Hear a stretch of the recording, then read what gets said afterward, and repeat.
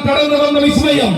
കാലം കൈകൂപ്പി എഴുതും പെരുമയും കൊണ്ട് ആവേശത്തിന്റെ പടനായകനായി തീർന്നവൻ, ഉന്നതങ്ങളുടെ സിംഹാസനത്തെ പുഴുകേണ്ടുന്ന ഭാഗ്യജാതകവുമായി ഉത്തര മലയാളം കടന്നു വന്ന ധീരനായകൻ, പുതുമയുള്ള കാലത്തിന്റെ ആവേശങ്ങൾക്ക് പെരുമ പകർന്ന മലയാളക്കരയുടെ കിരീടം വെച്ച ചക്രവർത്തിയാകുവാൻ ഒരു